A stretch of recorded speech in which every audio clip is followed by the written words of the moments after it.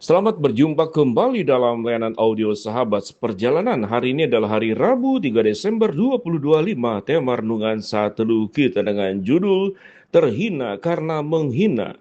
Firman Tuhan terambil dalam Maliaki 1 ayat 6 sampai dengan ke-7. Demikian bunyi firman Tuhan. Seorang anak menghormati bapaknya dan seorang hamba menghormati tuannya. Jika aku ini bapa, di manakah hormat yang kepadaku itu? Jika aku ini Tuhan, di manakah takut yang kepadaku itu? Firman Tuhan semesta alam kepada kamu, hai imam yang menghina namaku, tetapi kamu berkata dengan cara bagaimanakah kami menghina namamu? Kami membawa roti cemar. Kamu membawa roti cemar ke atas mezbahku, tetapi berkata dengan cara bagaimanakah kami mencemarkannya? Dengan cara menyangka meja Tuhan boleh dihinakan. Mari kita berdoa. Bapa yang di dalam surga, menghina sesama kami saja kami sudah berdosa, apalagi kami menghina Engkau. Ampuni segala salah dan dosa yang kami perbuat di dalam bentuk penghinaan yang kami sadari atau tidak kami sadari. Dalam nama Tuhan Yesus kami berdoa, amin. Shalom sahabat perjalanan yang dikasihi Tuhan, terhina karena menghina. Kalau kita berbicara tentang terhina dan karena menghina, maka di sini sesungguhnya yang hina itu siapa? Apakah yang hina itu yang dihina? Atau yang hina itu justru yang terhina? Dalam konteks Maleaki tentu jauh lebih parah. Karena firman Tuhan berkata, mereka umat Israel khususnya, yaitu imam-imam yang justru yang harusnya menjadi teladan, mereka menghina Tuhan. Kita baca kembali pada ayat yang ke-6 dan ke-7 dari Maleaki yang pertama. Seorang anak menghormati bapaknya, dan seorang hamba menghormati tuannya. Jika aku ini bapa, di manakah hormat yang kepadaku itu? Jika aku ini tuan, di manakah takut yang kepadaku itu? Firman Tuhan semesta alam kepada kamu, hai imam yang menghina namaku. Ingat baik-baik kalimatnya, hai para imam yang menghina namaku. Tetapi kamu berkata dengan cara bagaimanakah kami menghina namamu? Kamu membawa roti cemar ke atas mezbahku, tetapi berkata, dengan cara bagaimanakah kami mencemarkannya? Dengan cara menyangka meja Tuhan boleh dihinakan.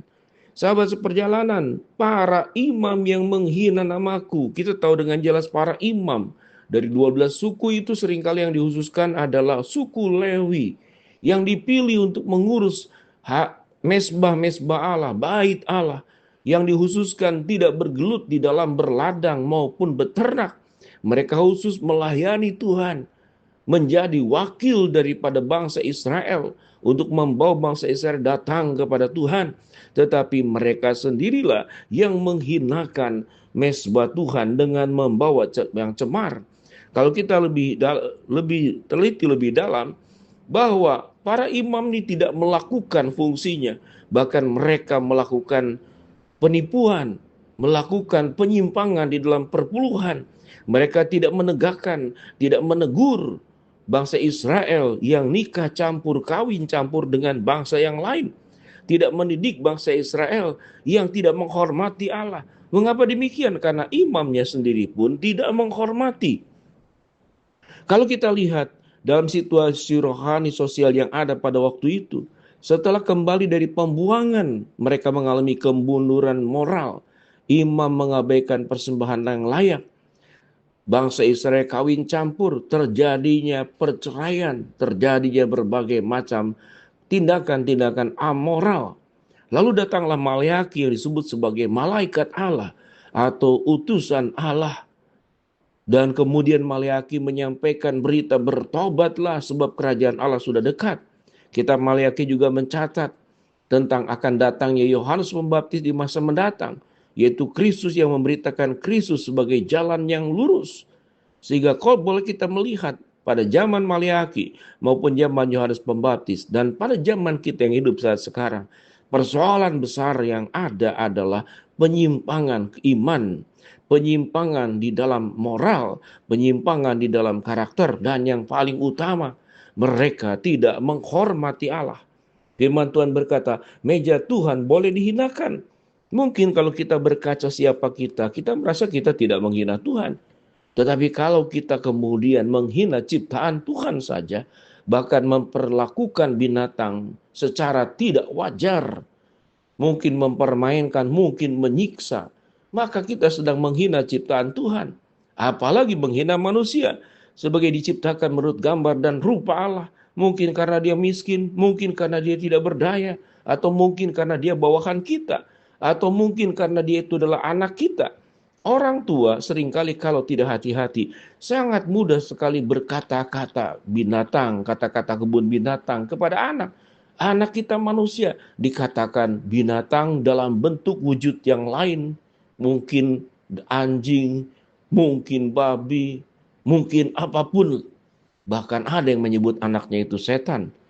Anak tersebut pernah memberikan kesaksian betapa terlukanya tatkala orang tuanya marah menyebut anaknya itu setan.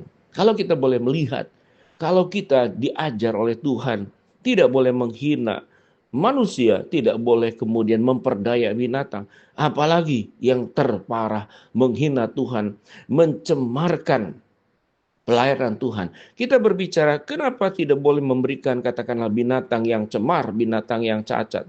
Karena persembahan binatang pada waktu itu adalah lambang kemurnian daripada Kristus yang mengorbankan dirinya yang tidak bercacat.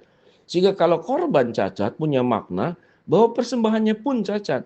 Kalau kita berbicara hidup ini adalah sebuah persembahan yang diberikan kepada Allah, kita tidak boleh memberikan diri kita dalam keadaan cacat, tidak boleh memberikan seluruh hidup kita dalam keadaan cemar. Bahkan persembahan yang diberikan kepada Allah, ke rumah Allah, mungkin dari hasil judi, hasil menipu, hasil korupsi.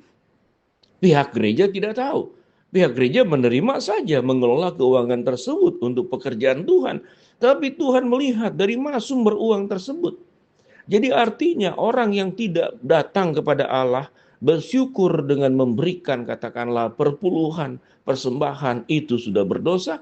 Tetapi yang memberikan persembahan di dalam rangka supaya bisa menyogok Tuhan dan kemudian mengambil hati Tuhan, padahal dari hasil korupsi, dari hasil kejahatan, itu persembahan yang cemar. Biar kita boleh belajar untuk tidak menghina siapapun juga. Jangan merusak lingkungan ciptaan Tuhan.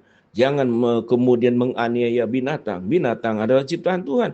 Jangan menghina sesamamu. Apalagi setiap manusia diciptakan menurut gambar dan rupa Allah. Apalagi menghina Tuhan. Menyebut nama Tuhan dengan sia-sia. Kita melihat 10 hukum. Jangan ada padamu Allah lain di hadapanku. Jangan menyebut nama Tuhan Allahmu dengan sia-sia.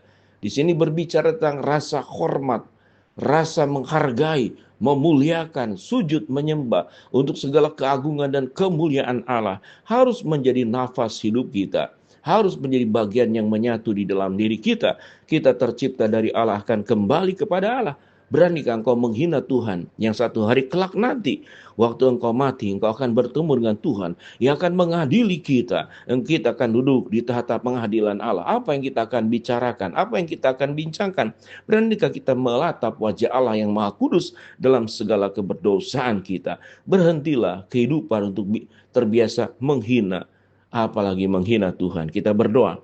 Bapa dalam surga, hamba berdoa buat sahabat seperjalanan yang sakit, Tuhan yang sembuhkan, yang sedang menghadapi masalah, Tuhan bukakan jalan, yang sedang berdoa, mengharapkan sesuatu, Tuhan kabulkan sesuai dengan waktu dan rencana Tuhan. Dalam nama Tuhan Yesus, ajar kami supaya kami memuliakan Allah, tidak menghina Tuhan, menghina sesama, atau menghina siapapun. Amin.